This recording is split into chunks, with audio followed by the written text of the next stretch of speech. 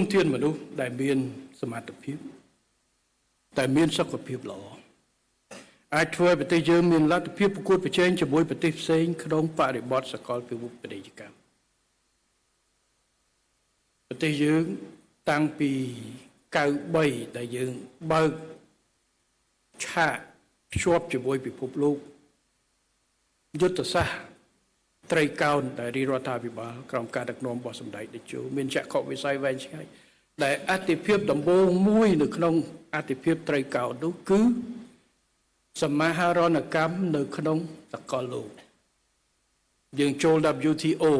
យើងព្យាយាមចូលអាស៊ានឥឡូវយើងចូលនៅក្នុងយន្តការច្រើនណាស់ASEPយើងចូលយន្តការ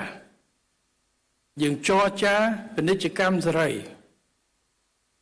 ជាមួយនឹងប្រទេសផ្សេងពួកយើងយល់ថាมันអាចរស់បានតែម្នាក់ឯងទេប៉ុន្តែដើម្បីឲ្យយើងមានការចូលរួមនេះយើងត្រូវប្រឈមដែរយើងត្រូវប្រឈមជាមួយនឹងការប្រកួតប្រជែងដោយស្មារតីយើងចង់បើកទីផ្សាររបស់យើងទៅក្រៅប្រទេសតើតែយើងបើកឲ្យគេចូលមកដែរយើងចង់ឲ្យសិស្សយើងទៅក្រៅតើតែឲ្យគេចូលមកដែរយើងចង់បានឲ្យវីសាទៅ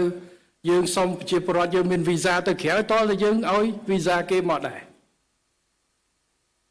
នេះគឺជាកិច្ចការជាក់ស្ដែងបច្ចុប្បន្នអាស៊ានយើងមានការជំរុញជាសហគមន៍អាស៊ានប៉ុន្តែប្រទេសអាស៊ានទាំង11នេះទន្ទឹមនឹងការសហគមន៍គឺថាការសហការគ្នាទៅលើកិច្ចការរួមមួយក៏ជាអ្នកប្រកួតប្រជែងដែរអានេះខ្ញុំនិយាយទៅផ្នែកសេដ្ឋកិច្ចគ្រាន់តែតាក់ទាញវិនិយោគហ្នឹងក៏យើងត្រូវតាក់ទាញ10ប្រទេសទៀតក៏គេទៅតាក់ទាញដែរថ្ងៃមុនខ្ញុំទៅប្រជុំនៅរុស្ស៊ីនៅកាហ្សានខ្ញុំជួបជាមួយអាដាមពូទីន